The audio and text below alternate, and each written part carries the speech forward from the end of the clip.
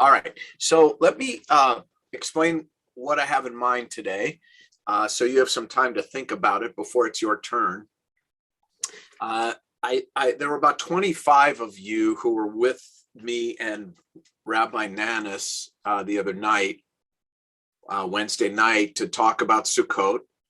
And this week's Torah portion is out of sequence, and it is about Sukkot. So I feel like many of you have done a lot of Sukkot with me. I found one, I think, stunningly beautiful interpretation of the laws regarding the schach, the roofing material and the amount of it. And this rabbi, who I never discovered before, British, does such a beautiful job. It's such a beautiful little vignette on shadow and light that I thought we'd begin by watching it and then talking about it a little bit. And then I think we will have pretty much, obviously you can never exhaust Sukkot, but then I thought we would spend the rest of the time, since the Ask the Rabbis thing went so well and so many people were asking for more of it. I thought after we talk a little bit about this video and Sukkot and this teaching, I'll just open it up to all of you for questions, for whatever it is you'd like to raise and talk about, because believe it or not, rabbis aren't mind readers, and I don't know always what's on people's minds. And we can talk about anything. We can talk more about Sukkot. We can talk about Simchat Torah. We can talk about the temple. We can talk about Israel. Peacefully, I hope, and maybe not. And we'll just have some time to really talk to each other. But let's begin. I'm going to ask Hannah. Let me set this video up for you. This is a beautiful teaching about the fact that one of the laws of Sukkot is that when you cover your sukkah with what's called schach, which has to be something grown and cut from the ground, it can be branches, it can be palm fronds, bamboo, whatever, but it has to be grown and cut from the ground. You have to be able to see the stars through it. So it can't be a complete and total covering. And the covering has to provide more shade than sunlight, right? More shade than sunlight. And what we're about to watch is a really, I think, very moving and beautiful interpretation of what is the spiritual significance of the schach having to provide more shadow than light. And then we'll talk about it. So Hannah, are you ready?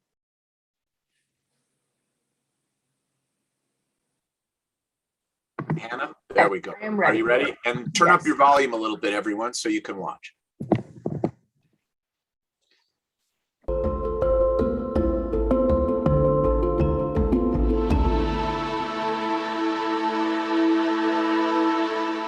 A shadow on the ground. A shadow doesn't really exist. It's just the absence of light. And yet, for that shadow to be there, something does have to exist, or there'd be no shadow. Sometimes you can't see something, but you know it's there because of its shadow. The essence of the sukkah is its shade, its shadow. The Torah says that a sukkah that has more sunlight shining through its roof than shade is invalid. The spiritual masters teach that when we sit in the sukkah, we're sitting in the tzela de hemnusa, the shadow of faith. They derive this phrase from a verse in Shir Hashirim, the Song of Songs, which says, in God's shadow, I delighted, and there I sat, and the fruit of his Torah was sweet to my palate. Faith is like a shadow. Faith is the knowledge of something's existence that you cannot see. We can know there's a God, but we cannot see him. We can experience closeness to God through tasting the fruit of his Torah, but we can never see him. When Moshe asked God to see him, God replied, "You cannot see my face, for man cannot see me and live." In this world, you cannot see God. The reason why a sukkah is invalid if it has more sun than shadow is because then you're not sitting in the shadow of faith, but in the eye of the sun. The sun's unblinking eye denies the existence of the shadow. It seems to say, there is no shadow. If you cannot see it, it doesn't exist. However strong a house we might build, it will never be able to protect us from everything. But the shadow of faith that hovers over someone who sits in the sukkah is stronger than a concrete roof 3 meters thick. The nation that dwells in the shadow of faith proclaims that existence extends beyond the here and now, beyond what can be perceived by the 5 senses of man in the brightness of the sun. The nation that dwells in the shadow of faith draws that faith from the shade of the sukkah, the shadow of faith.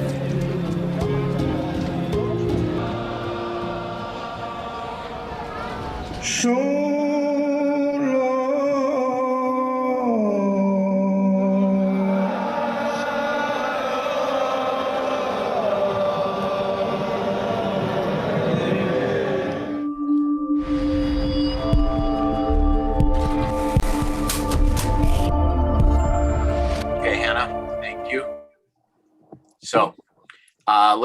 we'll just ignore the end there with the commentary about mass, etc. But what do you think?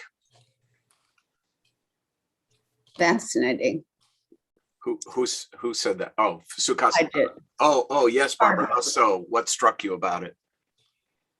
The whole concept as it was mentioned and added to.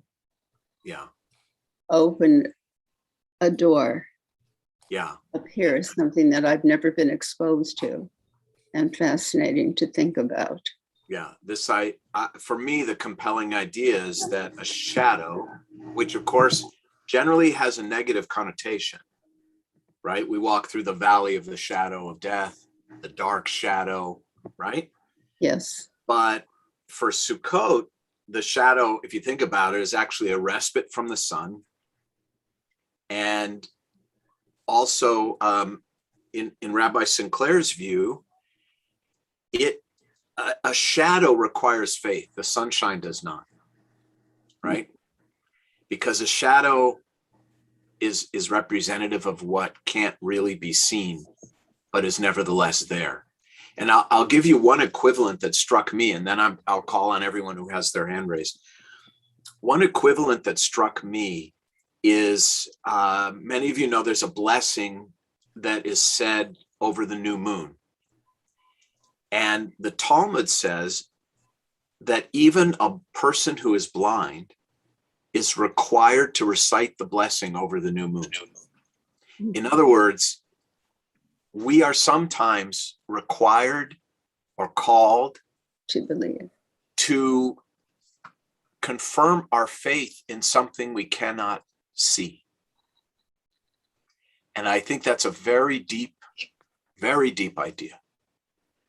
And I think, I know Rabbi Sinclair is sort of getting to this in this idea of what a shadow represents. It's not real, it's the absence of light, but it is, it's not real in the sense that it can't be held, touched, seen, but it's there. And much like faith. So let's see. Now I know we have 3 raised hands. So let me just kind of take a look. Susan Ehrlich, go ahead. Oh, okay. You were raising your hand, right? You weren't just right, but I didn't know I'd be first. So yeah. I think it was wonderful. It was really beautiful that we can't, comparing God to the shadow that we can't see, but we can see God's effects. That's which right. May be the shadow, that we're saved from this, we're saved from that. We, didn't get in the accident where we probably should have. But I'm wondering also how I thought of Plato's cave that dealt with shadows also, which is a philosophical view rather than a faith view. And if he even knows of that, and yes, I didn't like the ending either. With the that was just that was Aisha Torah nonsense. but we're gonna overlook that. Right. Oh, right. But I So- loved it. Yeah, good. Yes, it is a spiritual shadow, not a physical shadow. That's right. Yeah, Sukasa, go ahead, unmute. I think there are other things. It gave me a way to describe something I may feel, but I didn't have the words to describe. And there are other things like that. How do you describe love? Right. And yet, you feel it, it's there, but I like the visualization. I thought it was very poignant and very meaningful. Yeah. It's so true that words, as beautiful as they can be, and as artfully as they can be assembled, they're limited. There are things that simply cannot be described, right? And you can kind of nibble away at the edges of these things, but they can't really be described. They can only be felt, and they can only be felt. I'll give you like the example that comes to mind, which most of us have probably said. Those of us who have children have probably said this to our children at some point when they asked, how will I know that it's the right person? And what do we say? We all say the same thing. You'll just know, because you cannot describe that, but it's very real and it's true. Like Justice Potter Stewart describing obscenity for the Supreme Court. He said, I can't describe it, but I know when I see it. Right? I can't define it. I can't define it, but I know when I see it. And I think that spirituality is in many ways like that, right? By the way, that's partly the sympathetic magic of Sukkot, of the shaking and waving of the lulav, which sounds like rain, of course, and imagine it by the tens of thousands. And the simple act of being together in the sukkah, which we talked about on Wednesday night.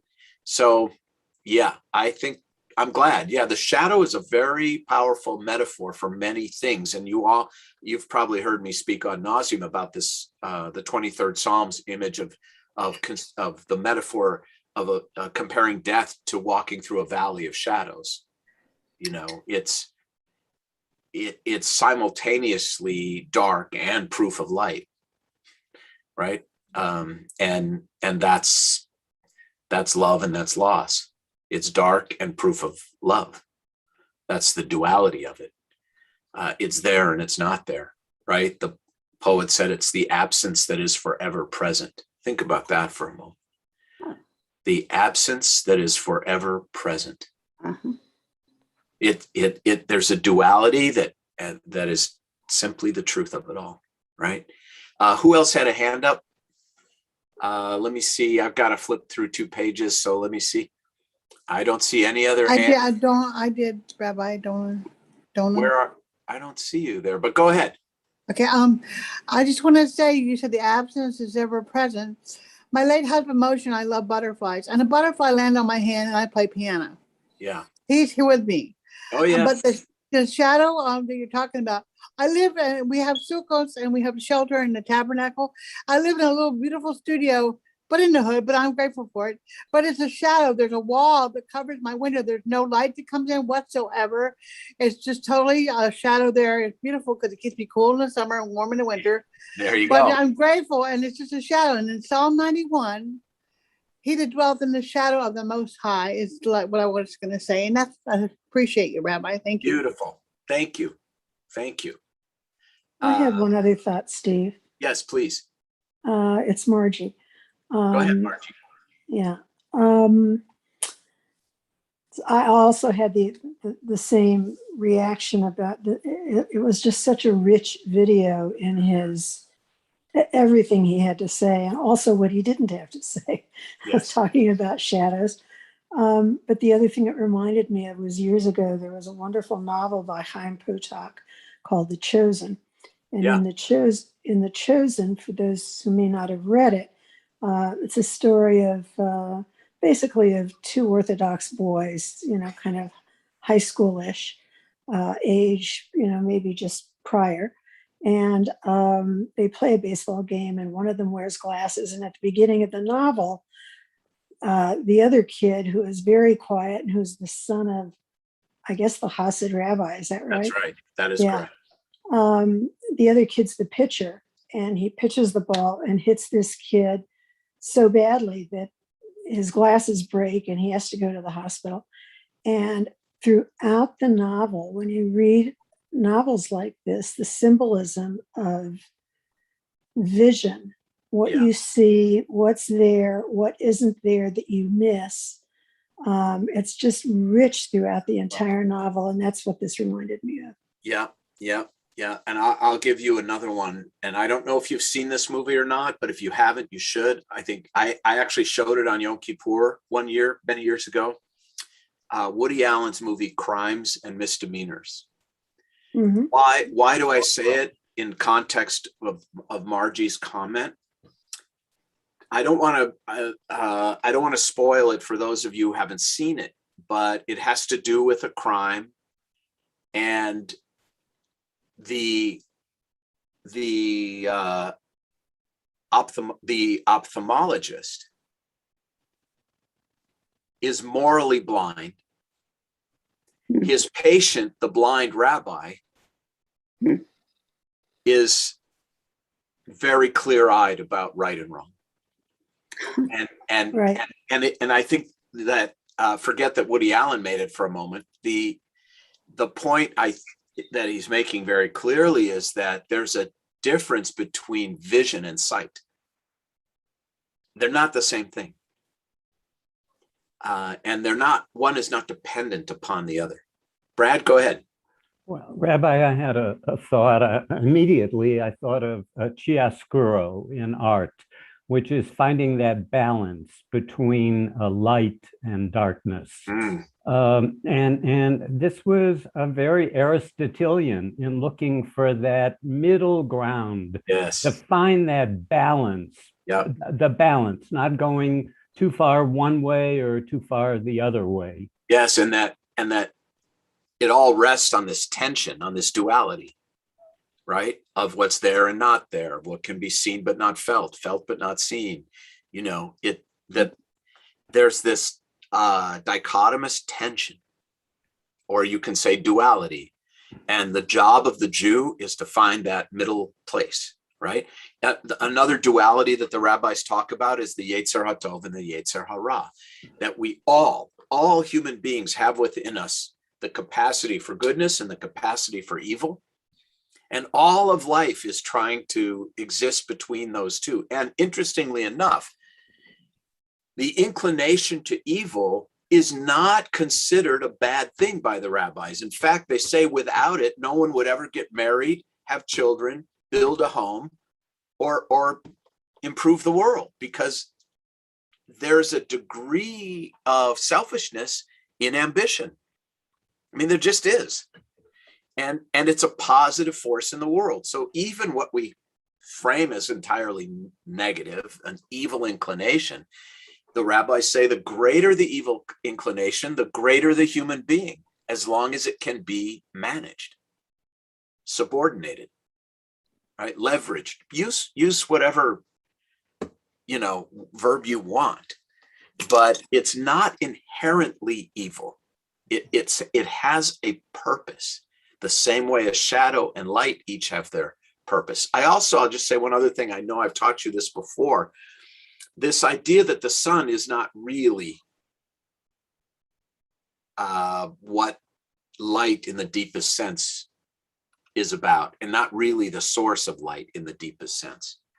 This is why in the story of creation, day and night are created in the first day, and the sun and the moon are created on the fourth day, which is a very clear message to us and to our ancestors who were surrounded by Zoroastrians who worshiped the sun and the stars, that they were making a mistake, that these were just vessels for a far greater light, and they were not the source of light itself.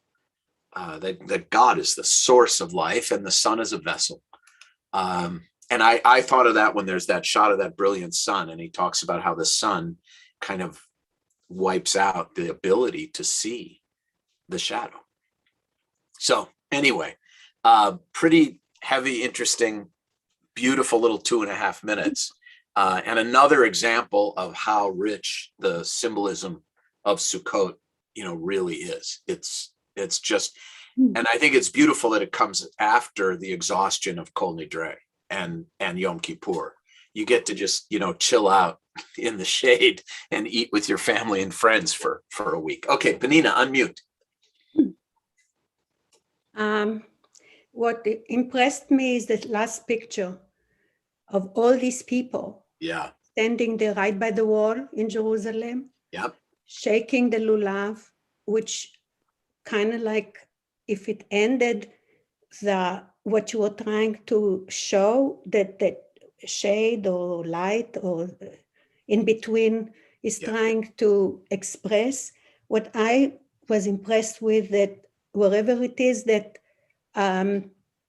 it meant to be, but what it did do is brought national unity, and it brought people together, and That's they were right. all messed up there by the wall, and they That's were all holding the lulav, and the lulav has a very important meaning. It shows the development of the settlement of the Hebrews, the minute that they walked into the land. Yep. The myrtle, they settled first of all was the palm tree in the desert, the oasis, the travels. Then they came to this country. They weren't welcome. They weren't just given things. They had to settle in the mountains where the myrtle is. Yeah. Then eventually they walked their way down to the valley where the water is, the willow. Right. And then the fruit of their labor was the etrog. Yeah. So when you shake those four kinds, it shows all this struggle. There's so many, so much symbolism. And imagine, what you saw at the end there is just a fraction of what happened 3,000 years ago. Exactly. When there were tens of thousands of people shaking their lulavim. And imagine the sound of that, which of course we talked about Wednesday night, is sympathetic magic to bring rain. And I learned something. We'll move on to other questions outside of Sukkot, but I learned something else that I was studying for Wednesday night. Apparently, in ancient Israel, when people wanted to express their displeasure with a leader, they pelted the person with etrogim. Like it was the biblical equivalent of rotten tomatoes, which I never knew, and I think is just like hilarious. Right, the etrogim were grown originally in the left bank, not in what we call Israel today. They were in the left bank of the Jordan. So, it's kind of like, we adapted it. Yeah, and they were rotten tomatoes. Anyway, let's open it up now for other questions. We'll move off of Sukkot. Okay. If people have anything you want to talk about, ask me about, share with us. And if not, I'm going to start telling jokes. So you better come up with some questions. Okay, Miriam, go ahead, please.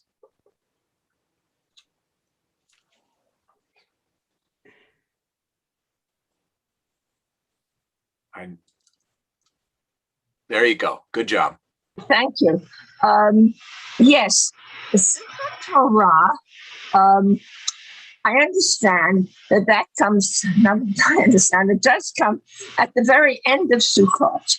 Right. Now, this is a totally separate holiday that happens to be at the end of Sukkot. Is it related to Sukkot? And does this holiday have a full 9 days? No, it's not. It's separate.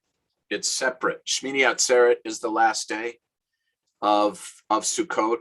It's like an extra day of Sukkot, but Simchat Torah is not considered a 9th day of Sukkot, and it's obvious. It's a much younger holiday. It's not one of the 3 pilgrimage festivals.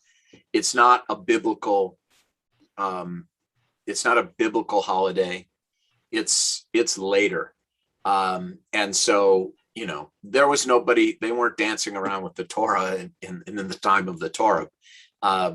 So it's a later holiday. I'm trying to think of an equivalent, like maybe Lag BaOmer, or, in terms of how we celebrate it. The most recent would be like Yom Hashavuah and things like that. So it's a younger holiday. Hanukkah is a younger holiday. So it's not a ninth day of Sukkot. No. Oh, thank you. And just one more quick thing. Do people eat in their sukkah? I know these are very fundamental, simple. Oh, no, that's a good question. Questions. So there's actually quite a bit of discussion. What does it mean in the Talmud Eslesh? There's a whole Mishnah called Mishnah Sukkah. What does it mean, leshev basukkah, to dwell in the sukkah? And they go on and on about the necessary behaviors that will constitute dwelling in the sukkah. The big idea is you have to treat the sukkah like your permanent abode, and your permanent abode as kind of not where you live. You're supposed to eat 14 meals, 2 meals each of the 7 days. The Talmud says breakfast and dinner, probably because people really didn't eat more than 2 meals a day then. So you have to eat 14 meals, 2 each day of the 7 days. You have to sleep at least one night in the sukkah, and you have to be completely in the sukkah. The Talmud even goes into, well, what if your head is sticking out, but the most of your body is in the sukkah? Nope, doesn't count. What if you sleep under the bed that you put into the sukkah? Doesn't count. You have to sleep on top of the bed. There are all these questions. What if you're a sailor? Can you build a sukkah on a ship?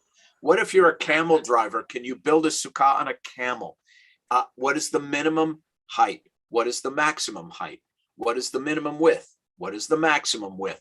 All of these, it's really fascinating. And again, as you know, it does show you how much time the rabbis had on their hands.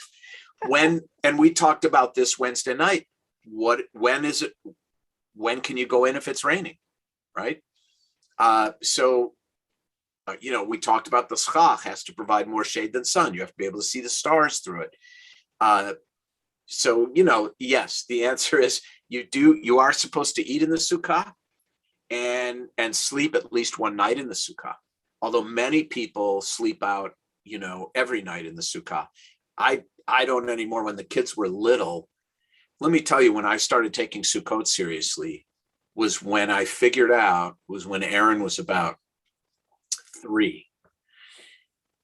I figured out, what this holiday really is? This is building a fort in the backyard and sleeping out. That's what this is. It's building a fort with your mom or your dad or both, or your dad and your mom and your mom or your grandpa, whatever. It's building a fort with the grown-ups you live with and sleeping out there. It's hot cocoa and graham crackers and stories, and that's what it is. And that from that day on, we took it seriously. So now I need some darn grandchildren, and then I'll be out there 7 nights again. I know. Can't rush these things. Okay. Any other questions people want to about? Susan, please go ahead. Yes. So on a broader scale, Sukkot is called our season of joy. Well, it's one of the 3. Zman Simchatenu, seasons. It's a season of our joy, which is how the Bible, the Torah, refers to the 3 pilgrimage festivals. So then reinforce this. We read Ecclesiastes. Yes. Which is not, from what I've read, a joyful. That's correct. That's correct. And I get that it relates to the fragility of life. That's and right. that Sukkot is a simple, temporary, fragile dwelling. If you're wealthy, you just get better etrog and lulav, but it's still the same thing. So how can they pair? Why did they pair those two? Season of joy. Well, the same reason we just talked about shadow and light is that there's a duality to the experience of Sukkot. There's a duality to the experience of being in the wilderness, of being homeless, of being transient, of being vulnerable, of being exposed, and the joy of community and harvest. Look, this was an agrarian harvest festival. This is Jewish Thanksgiving. It's called a harvest moon. Guess when Sukkot starts? The 15th of Tishrei. Guess when the harvest moon appears? The 15th of Tishrei. And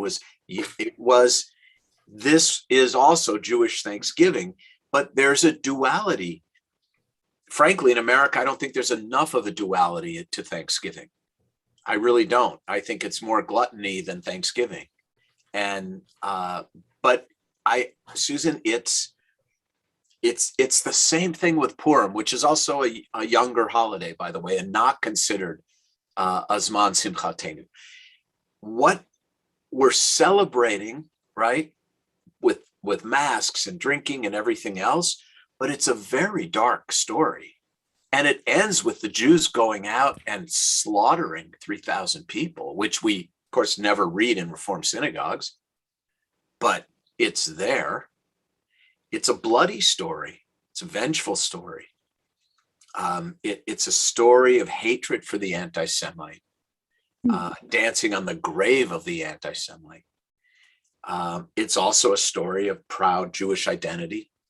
I am a Jew, to quote Daniel Pearl, which is essentially what Queen Esther says at the risk of her own life. So you'll see this duality in every Jewish festival. Let's talk about the duality of Pesach.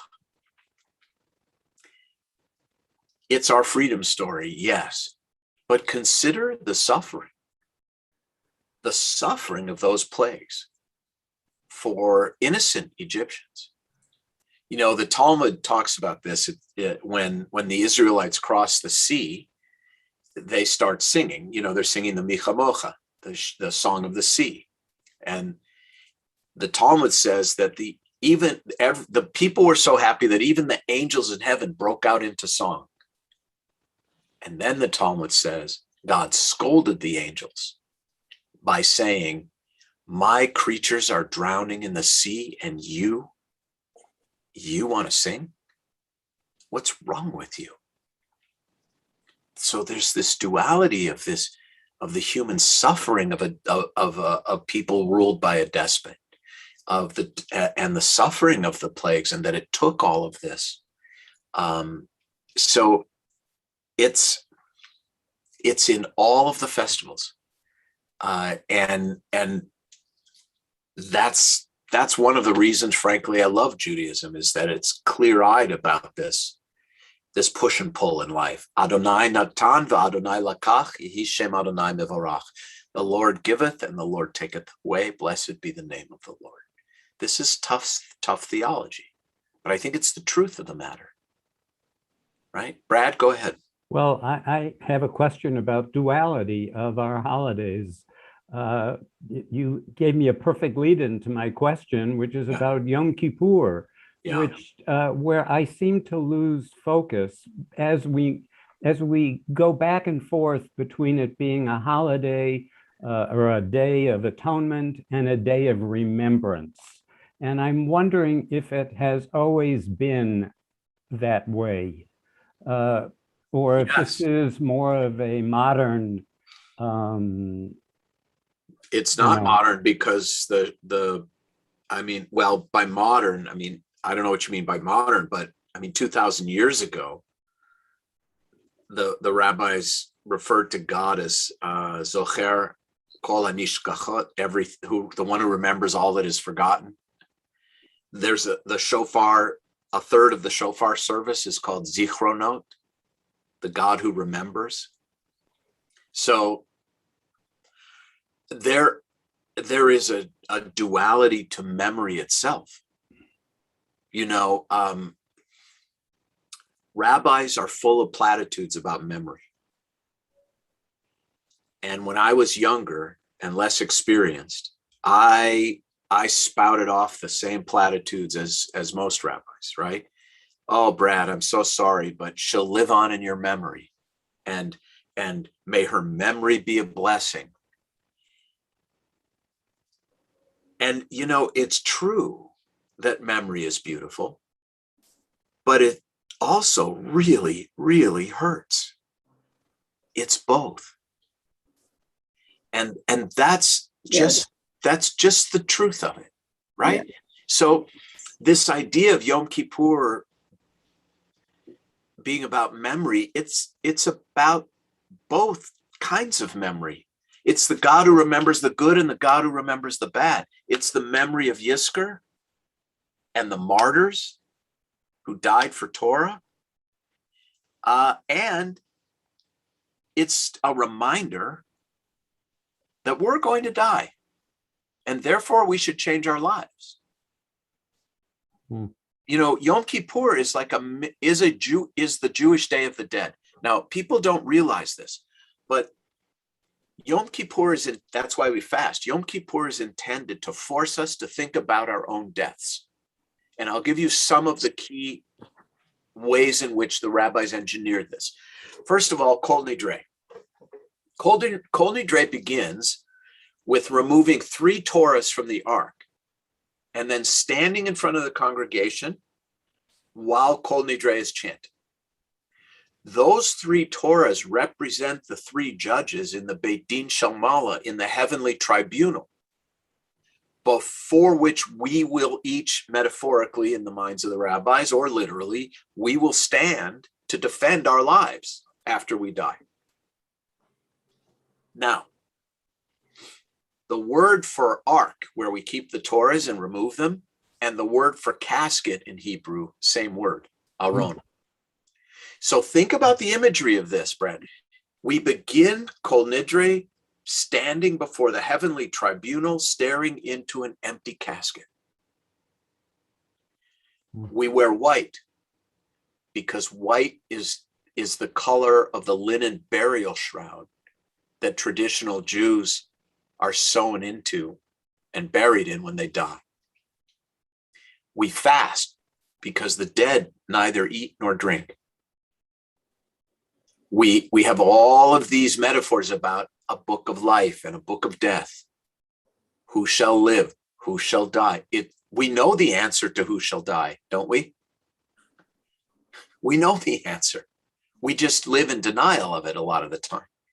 The answer to who will live is I will, and the answer to who will die is I will. I will die. And this is all, Yom Kippur is structured to force us to contemplate our death so that we change our lives. That's the duality of it. That's the duality of memory. And it's all baked in there. I think, look, one of there's so many reasons I love Judaism, but one of them is that it's very honest about life and the human condition. It's very honest about the duality of it all. And it's very honest about the cognitive dissonance that all human beings endure. Right? I love my parents, I hate my parents. I love my parents, I hate my parents. There's a duality to human relationships reflected in the Torah that is very real. Cain and Abel, Jacob and Esau, right? Joseph and his brothers. It's all there. So I actually see Yom Kippur as consistent with all of that when you really look at its layers. I hope that's helpful. I just, before I go to Miriam or Penina, I just want to see if there's anyone who hasn't had a chance yet who wants to. Yeah, Pam, go ahead. Unmute though. Good idea. I'm always you're on mute, Pam. So I have a question related to part of your sermon on Yom Kippur. So it may not be in the purview, but I thought I want to ask it. So you talked about God, the story of Job. Yes. And, Job does all these things and he's thought of as a good person. And he gets asked this whole list of questions. Do you keep the oceans within the shores, all that stuff, right? So why? I guess why were those questions asked? Meaning, is it because he wasn't humble? So we're learning humility to put him down to size to say, oh, you've got this, you think you're such a good person, so you're humble? Or does it mean that God actually does punish even good people? No. What is you sort of went on that tangent. What's the conclusion that we're drawing? I want to answer in 2 different ways. The first is, yes, I think it's very clearly a lesson in humility. Because God, not just for Job, obviously, Job's a character. It's for all of us. I didn't get too into the story in the sermon because I had 18 minutes basically, but God goes on to say, this is God talking, I make it rain where no man lives. Now, what is God saying? God isn't only saying, Job, you are not the center of the universe. God is also saying, humankind is not the center of the universe, right? In fact, astrophysicists will tell you there is no center of the universe, so you definitely can't be it. So, and meaning, now here's the good news that I think God is trying to deliver. You haven't been singled out, right? You haven't been singled out to suffer. This is the human condition, my friend, and you will never understand it all because you're not God. I am. But you can rest assured, you're not being picked on, right? This is that, let me put it this way. He's saying to Job, don't make the mistake of believing that cosmic justice and earthly justice are the same thing. You're thinking in human terms about justice. And that's a very limited understanding of the true meaning of God's of order in chaos and God's design. Now, some people find this, Pam, infuriating, right? And frankly, I don't use it all the time because I would never say to the parents of a child who died, look, I know this is painful, but you have to have faith that in ways you will never understand, it's all part of God's great plan. I would never say that because I don't think it's comforting in that situation. No. But it is comforting to many people in that situation. It's the kind of thing you hear on the news all the time, often from Christians who will say, this is God's will, and I accept it as God's will. And I will say, quite honestly, the older I get, the more I realize how little I know. And I'm about your age, and so I will tell you that is, I've been saying to people more often more recently that the older I get, the dumber I am. I don't mean dumb, but I actually think it's the more aware you are of the limitations that all of us have when it comes to really grasping the mystery of existence. And this is essentially what God says to Job. The universe is a mystery and I am it. And Job accepts it. Now, and Job finds that comforting. Now, that doesn't mean you would or I would or in any given situation, but I tried to kind of sum it up as my father would have, who was the greatest rabbi of all time in his own way. It basically God is saying to Job, it is what it is. Just like when Moses asked God's name, God says, what? I am what I am. I will be what I will be. You're never going to get it. We talked in the video. Moses asked to see God's face. God says, no human being can see my face and live. In other words, no living human being can see me. Humans aren't capable of that. It's like Moses asking, when will I grow gills and be able to breathe underwater? And God saying, that's not human. That's not happening. So the older I get, the more powerful I feel this is, and the more helpful it is to me to walk into the world with a greater sense of humility and my own limitations, and a sense of faith that this is the human condition and I'm not being picked on, and neither is anyone else. It's like that joke. There are a lot of jokes about Job. Archibald MacLeish wrote a play called JB, which is about Job, in which the key line is, if God is not good, then he is not God. Choose the even or the odd. But there are a lot of jokes about Job. And one of them is that Job goes to God and says, God, why are you doing this to me? And God says, and who are you? Now, obviously, to Brad's point earlier, there's a tension in Judaism about this, because we also in Judaism see a tremendous stream of thought that God cares about us. We're the chosen people, that a God who hears us, listens to us, cares about us. So we have both. There's nothing consistent about Jewish theology, I'm sorry to say, except that we're monotheists. Once you get past monotheism, it's pretty hard with authority to say Jews, absolutely all Jews believe A or B about God. You can't, because you can prove the other side of it from the Torah itself. So anyway, I hope that's a sufficient answer to what I was trying to get at. It is about humility. It is about knowing our place in the scheme of things. And this idea that every time the Torah quotes God saying, I am God, it is simultaneously making the point that you are not. When God says, I am God, God is also saying, and you are not God. Some humility would be in order. So, but I like the part where you talked about the anti-pity. Like, I think it's almost like an anti-pity commandment, if you will, right? To say, it's not just you, it's everybody, get over yourself, right?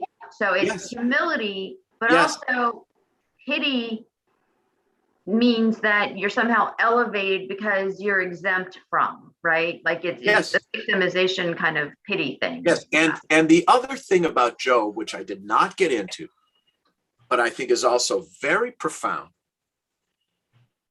is that it really, if you accept it on its own terms, it is also saying to us that goodness is its own reward.